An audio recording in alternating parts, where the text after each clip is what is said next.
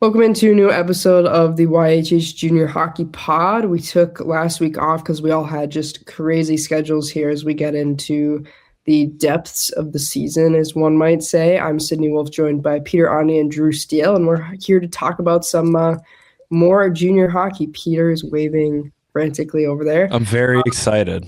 You're very excited. Okay, well, what have you done over the last week? Because I know we all had crazy schedules last week, so we did not do an episode because it seemed like we could not find an hour that matched up with each other. I know you guys are busy with Friday Night Ice stuff too coming up this week.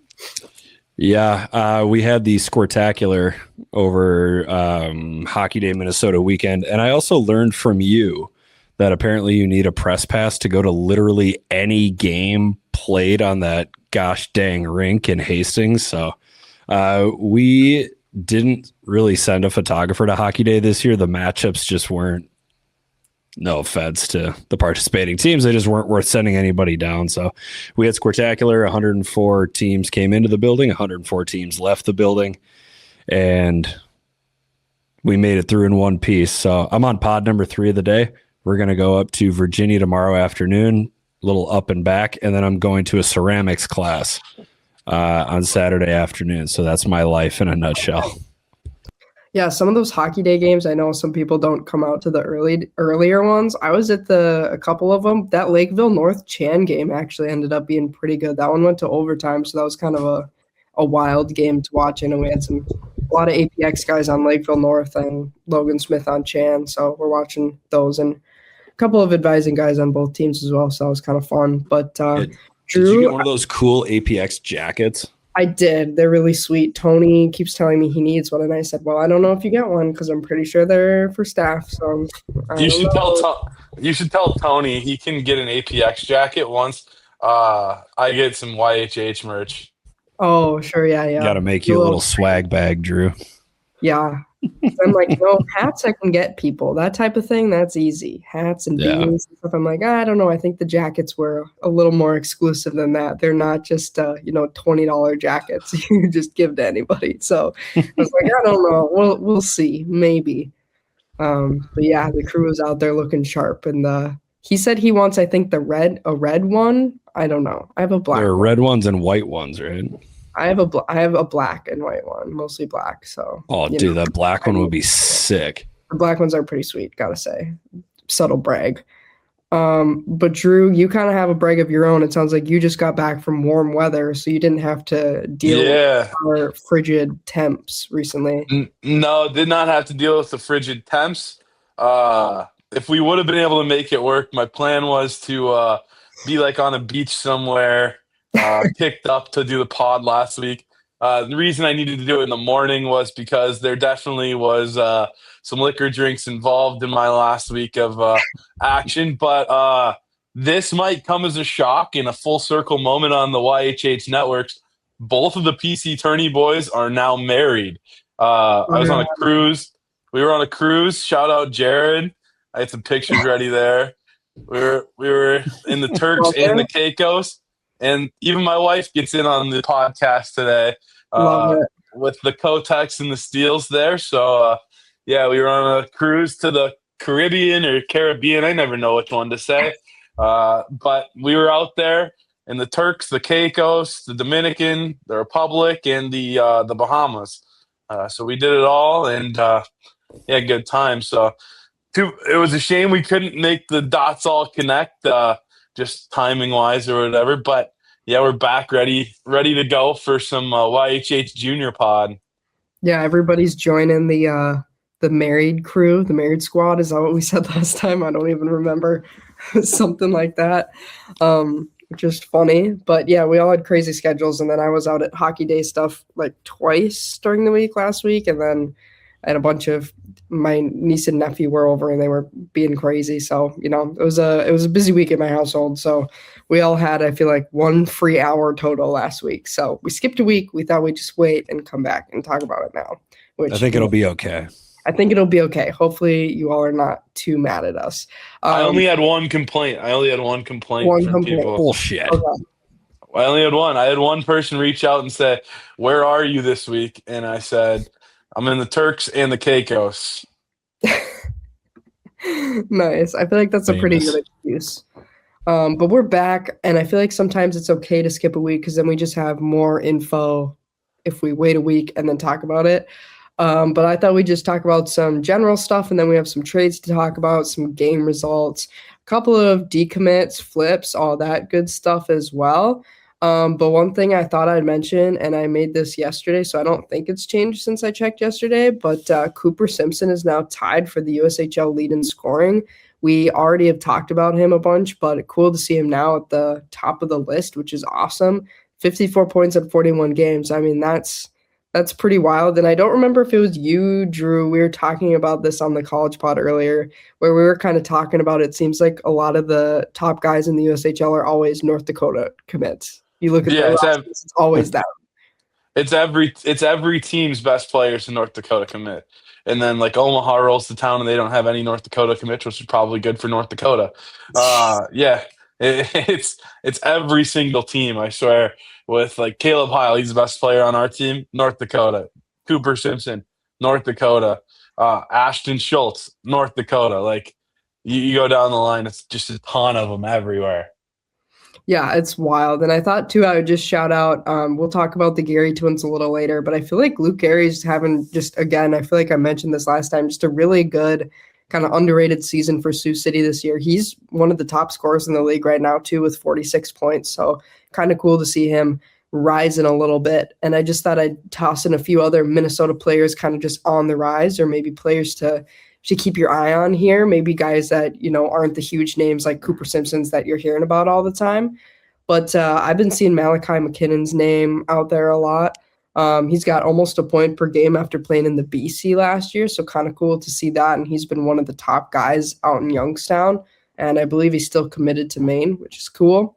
And Drew, this guy's gotten a few wins for you guys recently. It's Brady Cry, right? Is that how you say his Yeah. Yeah, Brady Cry. a few wins recently, because hasn't he been, is it in Lone Star or where was he playing in the Null?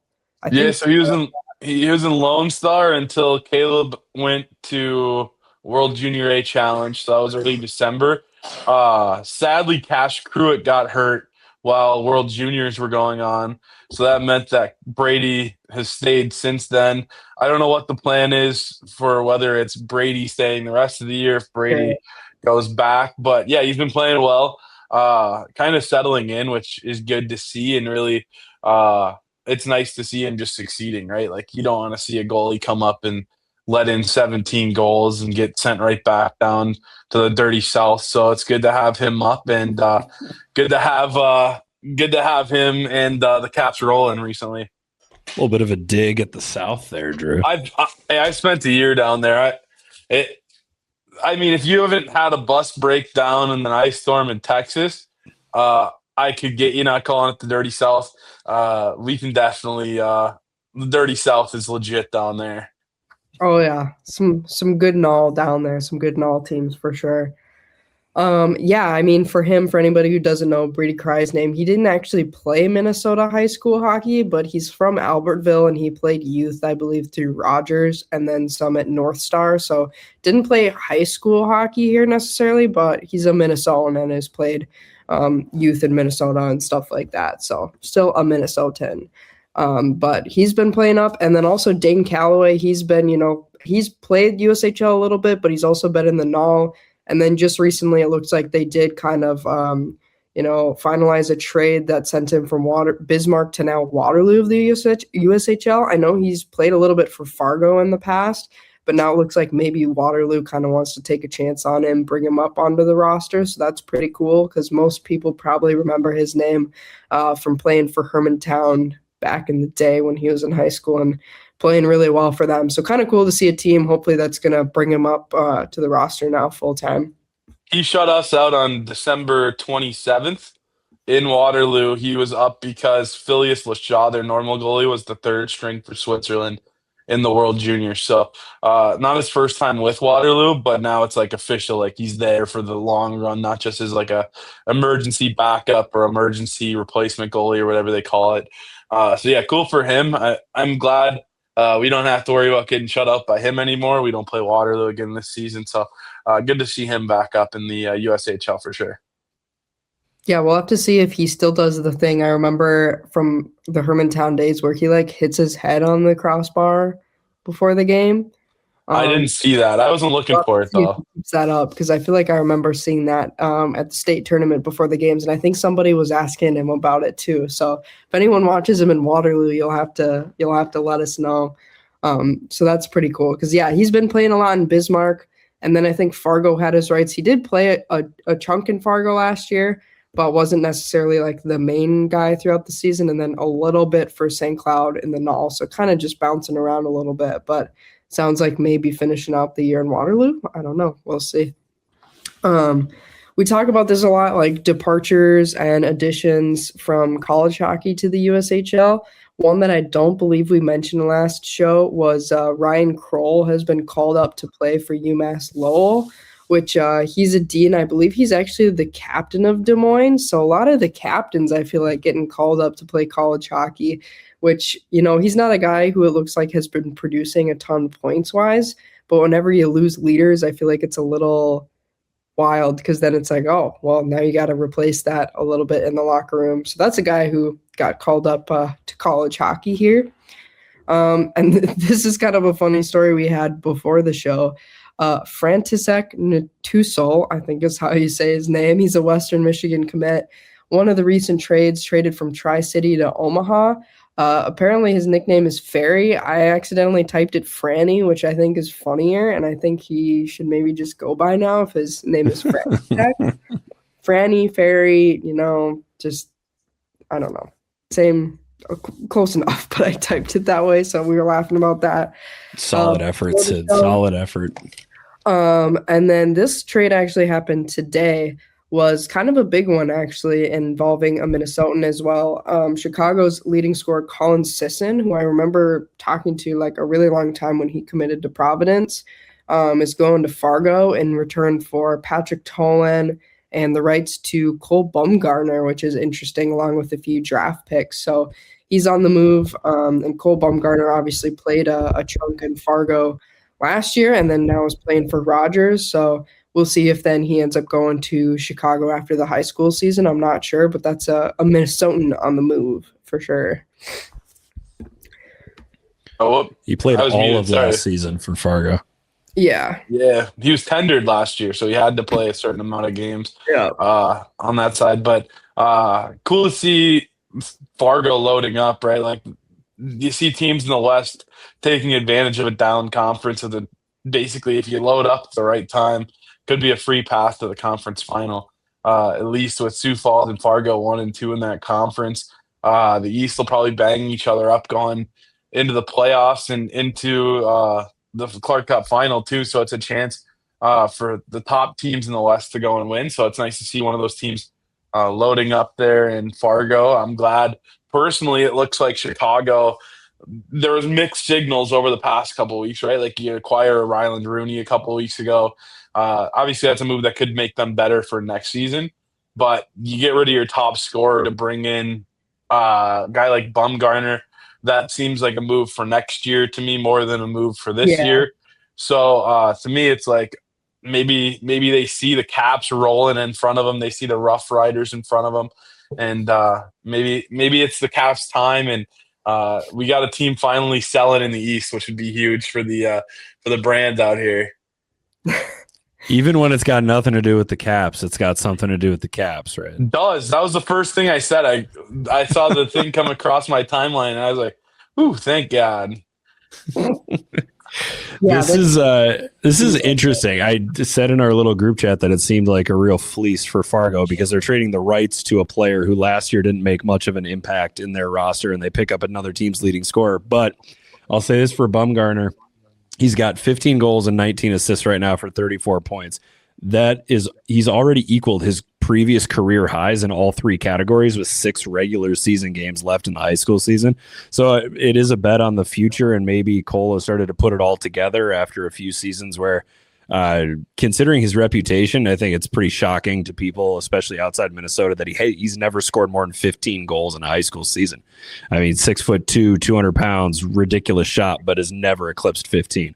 So we'll see what happens with the rest of the regular season and for the section playoffs. But this hedging for the future could pay off, especially on a premium talent like Bumgarner. Yeah, I agree that it seems like probably a good move for the future if they're, getting guys that might not be helping them necessarily this season. But thinking about the future, might as well, if you're going, I don't know if this is our season, maybe make things better for the years to come with some good younger prospects there. And they're moving into a new rink too. So like opening a new rink, you probably want some solid talent there. So I get making the move for Rooney, Bumgarner. Maybe they got more coming down the pipeline that I don't even know, right? Like that's the crazy part about this. Like I kind of get tipped off a little bit before a lot of people just because in the league I kind of hear rumors going around, but you never know exactly what's going down until it goes down. So, yeah. Yeah, and I mean, the other guy that was involved in that trade, too, a little bit older, but not a ton. He'll turn 20 in February, so still got another year of junior eligibility, Patrick Tolan. And he had 17 points through 34 games for Fargo this season, so definitely not too shabby at all either. So he's a guy that could absolutely be back for them next year, too. He wasn't like one of the top guys for Fargo, but I mean, he's towards the top of the point scorers. He's 1, 2, 3, 4, 5, 6th in points for Fargo. So obviously that's not really a bad player either to add necessarily. One game that we were talking about, or I guess two we'll talk about here, that were some events through the USHL that we previewed last time we had an episode, was the Chipotle All-American game. I think it was like the night of the last time we recorded the episode, or like the day after, something like that. A couple Minnesotans making some noise as well. It's just Team White versus Team Blue, I think, normally. And Jamie Glantz, who's not a Minnesotan, but NTDP guy, scored the eventual game-winning goal for Team Blue that night.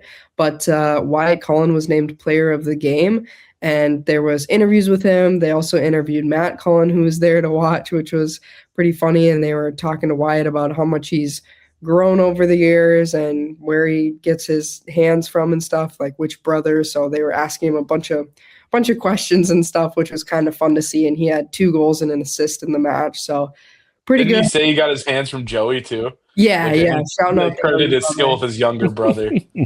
Shouting out the younger brother. So there was a lot of Cullen shout outs and Cullen interviews on the broadcast, which is cool to see from a Minnesotan perspective, and definitely something that would get you excited if you're a Gopher fan for the future.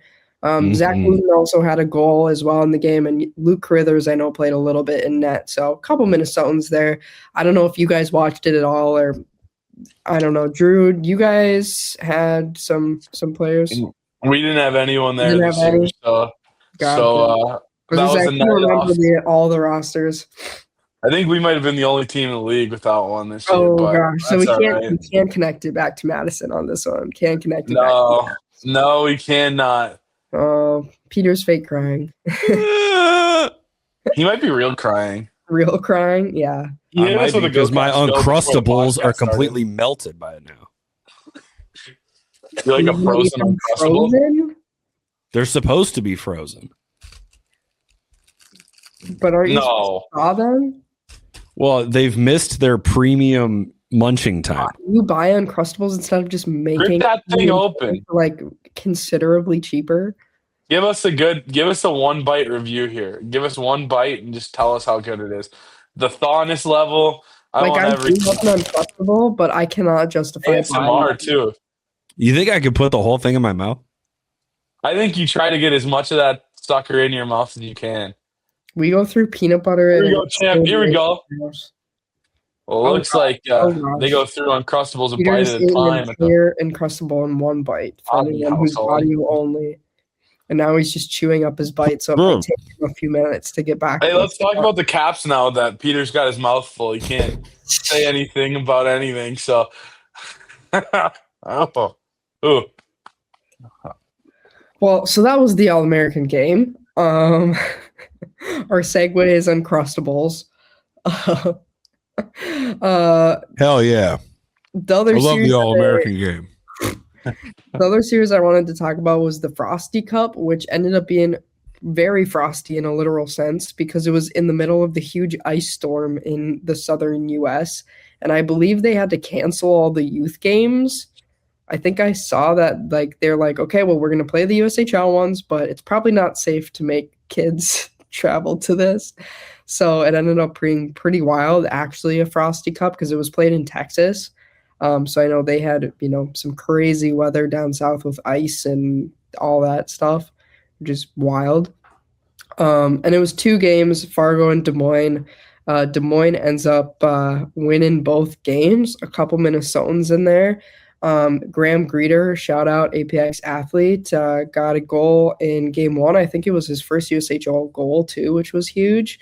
A couple other Minnesotans scoring in that game. Riley Zupfer and Barrett Dexheimer scoring for Des Moines. Ryan Seelinger, the overtime game winner for them. And then goes to overtime again the second game, which is wild. And actually, Texas native Rylan Randall with the OT game winner. Kind of cool to see. Saxton Tess also played well for Fargo, and I know he played in Texas as well for a bit. So that's kind of cool to see them playing out in Texas and playing well. And Reese Wallen had a goal in the second game and was the 3rd star. So a couple Minnesotans doing well, and cool to see some games being played in Texas. But I hope nobody risked going out to those games at all and had any issues with the crazy weather. I don't know how bad it got in Texas, but I know in other parts of the U.S. it got pretty gnarly with ice. It was actually kind of nuts. Like the airport in Orlando is where we flew in and out of for the cruise. Oh, yeah. And like walking in, it was the best airport experience I've ever had because everything not going to Chicago, Detroit, or Minneapolis was just canceled. So it was red and then green. So like you could just see, oh, there's Minneapolis, there's Chicago, there's Detroit. So like it was actually kind of nice. There wasn't a whole bunch of people there trying to fly to Dallas, wasn't people trying to fly to New York. Everything was canceled except those. So if it wants to do another freeze storm or whatever they call it down south, maybe they should just invest in some plow trucks with some salt, and like we'd be in business down there then. Because I feel like this happens once a winter where they're just not prepared for it. Yeah. And like, pretty simple solution here. Let's invest in some plow trucks, some salt trucks. We'll be good to go. Yeah, that's what my best friend lives in Virginia, and obviously being a Minnesotan out there, I was like, okay, how bad is it actually for a Minnesotan perspective? And she's like, no, not that horrible, but nobody here is prepared for snow ever. So they don't have many plows. They're not, salting the roads and getting everything going. So she's like, nobody knows how to drive. So I do not go out and drive when everybody else does not know. Because us Minnesotans, we know. Well, that's the thing. That's the thing. When I was in Texas and then we had the ice storm, like it would be like an inch thick of ice because it would rain, freeze, and then rain and freeze before they could even think about putting salt down on the roads. So shout out Andy Rocha back in the day, the bussy for the Corpus Christi ice race. He got us to Odessa safely. Might have been an hour before puck drop, but we got there. Oh, wow. Left the day before too. That's wild. It's a lot of time on a bus. Yeah, so hopefully everybody traveled to and from the Frosty Cup okay, but it seems like both the games actually were really good. I mean, anytime there's overtime, that's pretty wild, and a lot of Minnesotans doing well, and always cool, too, to see guys who, played in Texas or grew up in Texas playing well during those games, because if they had family out there, I'm sure that was special. One thing I wanted to touch on really quickly here too, before we talk a little bit about our sponsors and stuff, was earlier on, like a month or two ago in this show when we first started, we talked a lot about, is the CHL and the USHL going to combine? And we really haven't heard anything since then, any updates. And it sounds like there's really not much kind of advancing on that subject, kind of what we said of like, yeah, it would take a lot of logistics to do this and to make things happen, but it does seem like there are still things that could happen. And I know there are rumors of like the QMJHL possibly expanding into like that New England type region. So that probably isn't like necessarily going to affect the USHL, but just wanted to update everybody that we aren't just forgetting about it and not talking about it or anything. There just really aren't any updates, kind of what we thought. Not anything too crazy. Yeah, nothing crazy there. They have to get permission from USA Hockey. Any U.S. market has to get permission and like approval from USA Hockey to have a team in the like Americas if you're the Q, right? So if you're trying to get a team, you're trying to take over the main Nordiques for some reason. They can't seem to figure their stuff, but that's a separate thing. But like if you're trying to be the main Nordiques and you're a team that's trying to join the Q, you have to get USA Hockey's permission. And it actually comes down to stuff that you wouldn't think of. Like, for example, USA Hockey comes with like some insurance, and like Hockey Canada can't insure somebody that's in Maine full time. You know what I mean? So it comes to like weird stuff like that. And obviously USA Hockey doesn't want the CHL marching on their territory more than they already are. So like they might want to come down. Will USA Hockey allow it? Who knows? Yeah. So we'll see about that. And one other kind of bit of news I wanted to say before we get to commitments and decommits was just, super sad news with Dan Sturgis passing away, who, working for Michigan State, but he's a former player who played in Waterloo and in Green Bay and then at Michigan State. So we talked about it on the College Pod a little bit, but just such a bummer. And I know that they're having a service, I believe, for him next week. So just, guy with USHL ties, and I've only heard great things about him. So that was a super big bummer. Just, it sounds like passed away unexpectedly a week or two ago. So that definitely sucks. Never want to see stuff like that. So I know the Michigan State just tweeted some info about that if you're somebody who's in Michigan and all and wants to go to that service. But definitely a bummer. Never like to hear stuff like that. But wanted to throw a quick note in there because he definitely has some USHL ties and stuff. But do you guys know him at all? I did not, but I heard a bunch of great stuff about him and all the stuff he did at Michigan State. So didn't know him personally though, but yeah. Gotcha. Definitely a bummer for their program and stuff. So before we get into commitments and decommitments, we have a lot of Minnesotan related news here. Wanted to say a big shout out to the USHL for sponsoring our show. Obviously, as we've been talking, we love the USHL and the development that it brings its players. And you can totally tell just over the past few weeks, there's been so many call-ups to college hockey that they're developing players the right way and they're going up into college and making an impact. I know Tynan Lawrence, I think, got his first goal a week or two ago when he is joining BU. So always cool to see those guys advancing on up and doing good things in the ranks of college hockey or wherever they end up. So we love the USHL. And again, thanks for sponsoring this show, and follow them on all of their social accounts.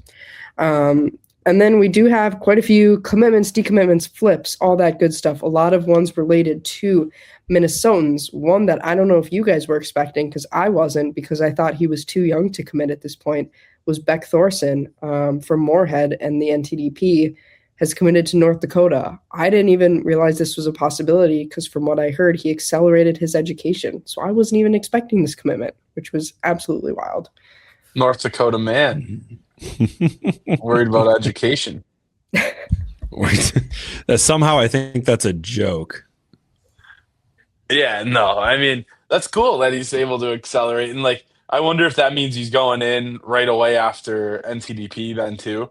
Because that's always like the next question, right? Like if he's a sophomore accelerating to his junior year, next year that means he's a senior. Does that mean he doesn't want to play a junior after? Or at least it gives him the option to not play junior too. I feel like so many of those North Dakota guys, we talked about this a little bit on the College Pod lately, have been doing that extra year of juniors. Like we see Sam Larilla who did it, and other guys too, like Garrett Lindbergh too. It seems like that's kind of their path now with the North Dakota guys. I know a lot of the NTDP guys, I don't think it's too hard to accelerate your education as long as you're kind of just on top of things a little bit. Because a lot of guys end up doing that. And some of the dudes that I talked to at the NTDP who've done that said that honestly, it's kind of just nice because your second year at the NTDP, then you just don't have to worry about like doing school when you're there. So if you can just get it done, then you don't have to like be focusing on 1,000 things at once. So, and if you look up his birth date, Tony and I were talking about this, he's like literally the youngest of that birth year. So like he's really young. So if he went into college, it'd be super, super a young player. Like he's really young. He's born on December 30th, 2009. I don't mean to laugh at you, Sydney. I'm just laughing at the notion that, oh my gosh, no. Now I don't have to focus on my online school that I do at the rink. but Oh you don't have God, to I don't worry have to about put on a it. pair of joggers and If you go can just get it upstairs done to in the a few press box. months, do a little bit more over a few months instead of like a whole nother year of it. I can see why that might be nice. I hate to tell you, they're not going to the press box. They definitely have classrooms there that they just go and sit in.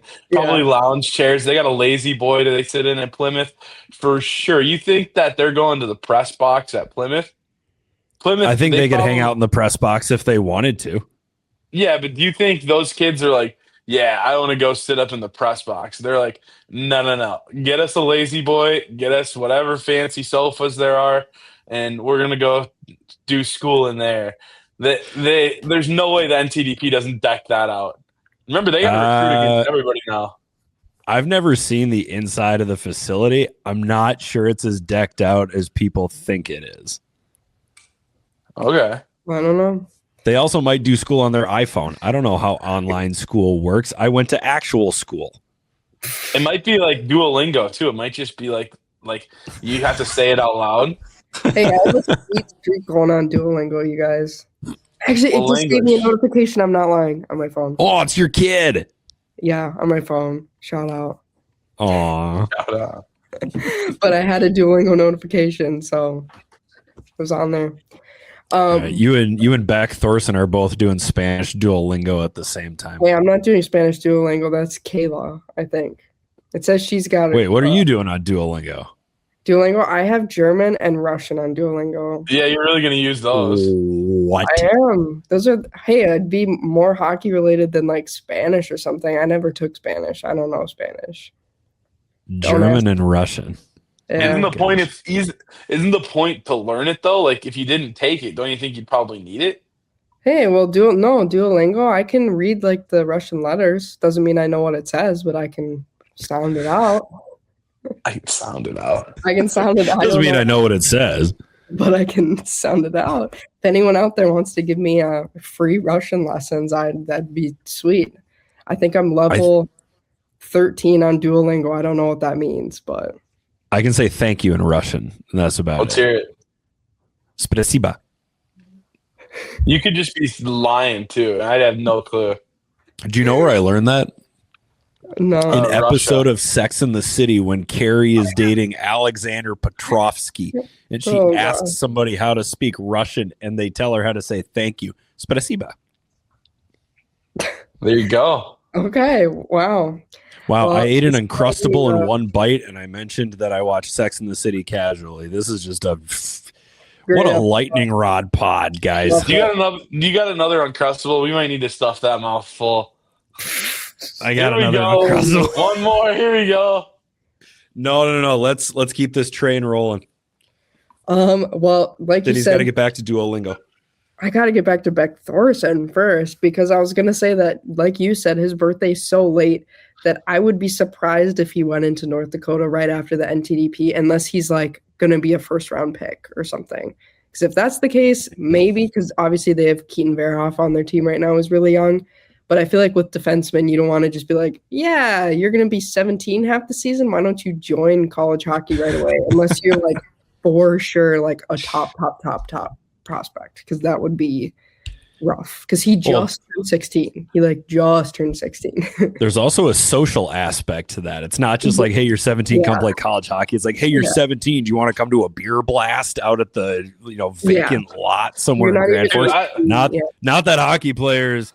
Yeah, I don't know what you're talking about. Campus. NCAA athletes can't indulge in alcohol. Come on. To my knowledge, they never have. They never do. Definitely not. I don't know. Well, so that was Beck Thorson. One we mentioned on the last show, we saw that the Gary twins were decommitted. They're now headed to Union. Kind of cool to see. I feel like we don't really normally see many Minnesotans going out to Union, so that was pretty cool. And from what I heard, it sounds like, a couple of UST guys over the last few months getting decommitted. Not sure which party, involving that, but it sounds like maybe they're taking more of the CHL route from some whisperings that I've heard. But again, every team is kind of taking a little bit more of the CHL route. So kind of hard to, say for sure or not. Another flip that we saw, Ashton Doms, former Lakeville South guy, former Minnesota Duluth commit, now headed to Sacred Heart. That's another school. Not a ton of Minnesotans on the men's side. Women's side, they have a lot. Men's, they really don't recruit a lot of Minnesotans, so that's kind of cool. And yet another school here that we don't see a ton with Minnesotans, Cooper Conway, former CC commit, former Andover guy, going to Holy Cross, from what I heard. I don't know if I saw that on the line chart yet, but I saw that on Twitter. So not sure when that's coming out, but a lot of schools lately of like, oh, that's not normally like a Minnesotan pipeline school. So love to see it. Just had to drop a love to see it this episode because I don't think I have yet. Here's to you, Sid. Sweet. And then we don't talk a ton about like major junior guys necessarily, but there's been a lot of like big major junior commitments I thought I'd toss on here, especially like goalies. We mentioned on a previous episode Christian Kirsch. I think he was formerly a UMass guy going to Quinnipiac. First round draft pick Josh Ravensbergen committed to Michigan State. That was like a huge one. And then one of the top guys in the queue, Maxim Massey, I don't know how you say his name, going to UMass. So there's been a lot of big college commitments lately if you're a CHL fan. And that's just not even the tip of the iceberg. And there was a couple other USHL commits as well. I don't need to read all of them, but a couple notable ones. And then a decommitment that I did see recently, Caden Lee, who was a Chanhassen player. He's playing for Aberdeen of the Null. I saw doesn't have the Minnesota State logo next to his name anymore, so thought I would point that one out because I'm always looking at the line charts because they're fun to see. And before we get into any other notes and funny things as well, shout out to APX for sponsoring this podcast as well.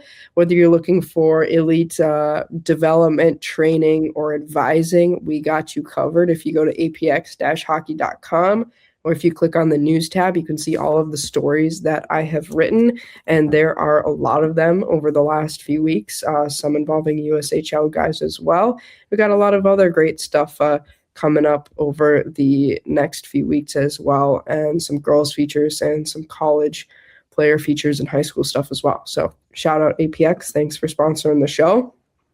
A few other notes. One, I'm sure you guys saw this, but we had a goalie goal from Kai Weigel.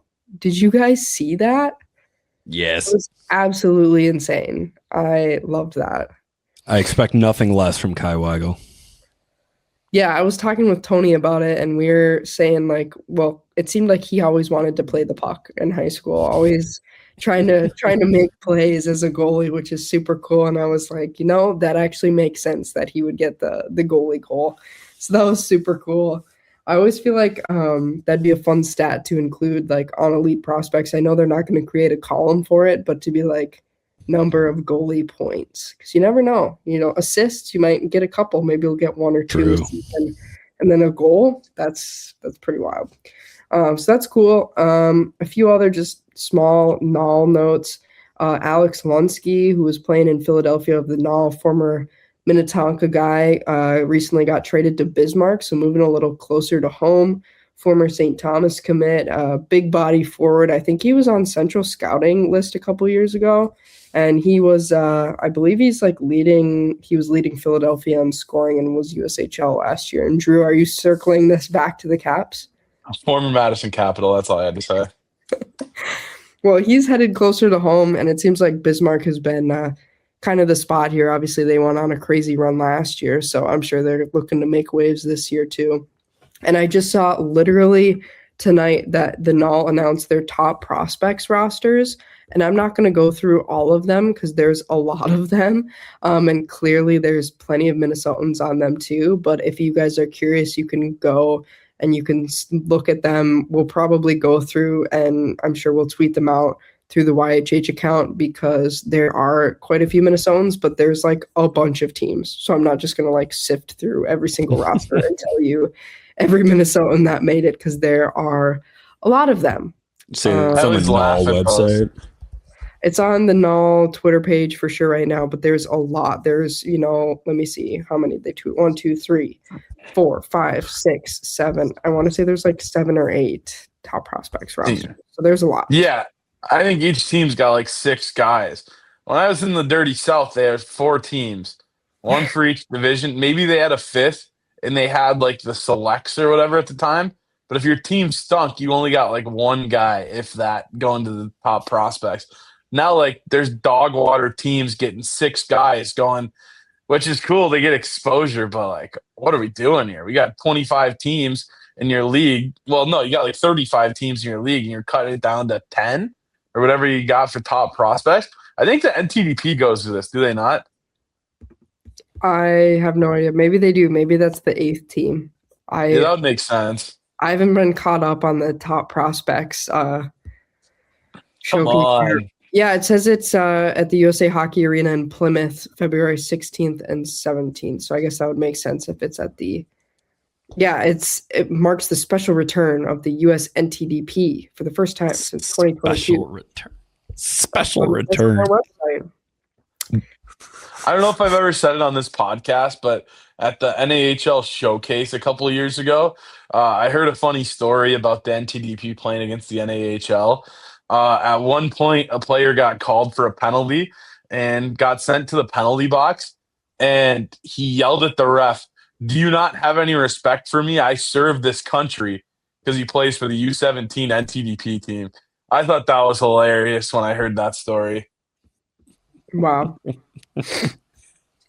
Well, speaking of hilarious, I don't have any other news and notes, Drew. So did you have any top comments of the week or any wild videos from the here? For sure. I only got one real comment. First of all, Des Moines making sure that, or Dubuque making sure they can bring their cowbell stick to Des Moines this weekend. Does Des Moines allow cowbells? I'm going on a fan bus from Dubuque in March and was hoping to bring my new stick with, I'll have 20 bells on there. So 20 cowbells on a stick. Not over the top at all. I'm sure people that are sitting next to him are going to love Zach and that. But I wanted to go to the comments. Zach cracked me up in the comments section. When someone asked, how big is it? He said, thanks. The stick is the same length as an MLB regulation bat, so easier to travel with. How big is an MLB regulation bat? Well, my thing is it not easier to travel with just a cowbell compared to an MLB bat? Maybe I'm just a hater. Oh my God. Cowbells person. Maybe I'm just someone who likes silence, but I don't know. There's an incredible amount of commitment for people who bring cowbells to the rink. You know what? Good on you, Zach. Lights on and off flashing when there's a goal person either. Maybe I just hate fun. I don't know. But I'm just like I like hockey. A goal song and like that's good enough. I saw someone else in the comments say they bring a trombone to the game once in a while. Like, hey, well, I'd be okay with that. That'd be funny. I mean, the entrance song's playing and this guy's got like Ode to Joy playing on the trombone. Yeah, that'd be wild. I don't know. That'd be wild. Do a team song on the trombone. That'd be wild. So the maximum length of an MLB bat is 42 inches. Easy to travel with. Yeah, super easy to travel with. I'm always trying to factor in the average size of a Major League Baseball bat whenever I'm getting on a plane.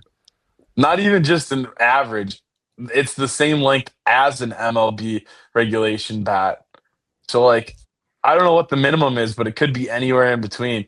I mean, to be fair, Dubuque is really close to the Field of Dreams. So, this guy's probably got baseball running through his blood in the summer, hockey running through his blood in the winter. This guy bleeds red for the Dubuque Fighting Saints. And I don't know if I can blame him if he's got a cowbell stick that's the same length as an MLB bat. That was magnanimous. That was magnanimous. That was nice of you, Drew. I do what I do.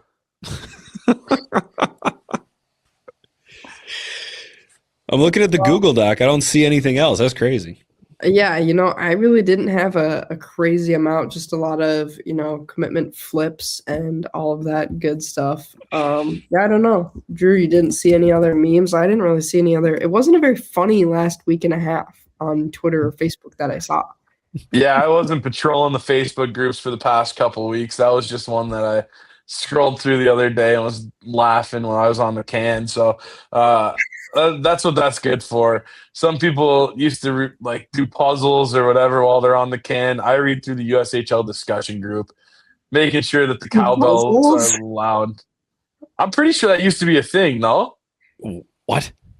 puzzles, not puzzles. Puzzles? Word searches, like word search I for was like, crosswords. do you have a table like in front of me? Do like 1,000-piece friggin' mansion or castle puzzle. That'd be sick, eh? Hey, what do you mean by on the can? Taking a dump. I don't follow. So you poop. That's what that is. On the can, taking a dump. You get it all here. Okay. All right. You get it all? What have we given people tonight? We gave him a new hobby for the bathroom, doing puzzles. Yeah. Doing puzzles. I would 100% do a puzzle with you guys. I like you guys a lot. Thanks for being my friend. You do a puzzle while on the toilet. You just like drop a piece in there and then it'd be gone forever. Why would you have to drop a piece? Well, if you're like doing it while you're sitting on the toilet, like unless you're like power bent I'm over. thinking, what are those like tables that you like pop up where you can eat on the couch? Like a tray table, like a Yeah. TV dinner table. I'm thinking a TV dinner table. You slide that Those are puppy right so up. wobbly. You got your squatty potty underneath you, so you get flowage out the other end while you're doing the puzzle on the top. It'll be good to go. We've reached the point where you just said flowage. I think we're done. I really wish that I had the fart button in my house near me right now, but I'm pretty sure it's in the other room. Otherwise, I would smack that right now. And You have a fart button in your house? Yeah, it has like 10 different sounds. It rotates. What the hell? What do you mean? For Why when is I not? It's when she's got puzzle time and she wants to make it seem like she's on the can. Fortunately, I'm not a puzzle person. You know, sort of wish I was, but not really a puzzle person. No, I'm more of a Duolingo gal. Yeah, you know, Duolingo. Got to do my daily lesson. It just reminded me during this pod. Got to keep up my 232-day streak. Yeah, you don't know the language. What do you mean? You said it's 200 and some odd days. You know how to spell, but you don't know the words? No, I know some, just not like a lot. Okay. I did German in school. So like German. I think Peter's trying to get us to log off here. Oh, yeah. I mean, we all have things to do. What? I don't know what you're talking about. Although I do, it's like 7:15, and I do need to sift through 2 sets of interviews that I did not do. Write a script to match those interviews, narrate said scripts that match those interviews, and then send those to Matt Jasper so that we can get rolling for Friday Night Ice. Bus takes off in 16 hours. Yeah, 18 hours. That ain't too bad. What time is that? 1? Yeah, we're leaving at 1. Perfect. You got plenty of time for scripts. We're leaving at 1 for Virginia. I feel like Virginia's a further drive than a couple hours for you guys. How far is that? 2.5, 3? Like 3.5. Yikes. Home on the range. Well, I won't keep everybody any longer then and subject anyone to any more on the can talk, puzzle talk. So thanks for tuning in to another unhinged episode of the YHH Junior Hockey Pod. Hopefully we have a funnier episode. I feel like we didn't go as off the rails, maybe a little bit at the end, but not as much as some other episodes. But thanks for tuning in. Thanks to our sponsors, the USHL and APX. And for myself, for Peter, and for Drew, thanks so much for listening. We'll see you next week.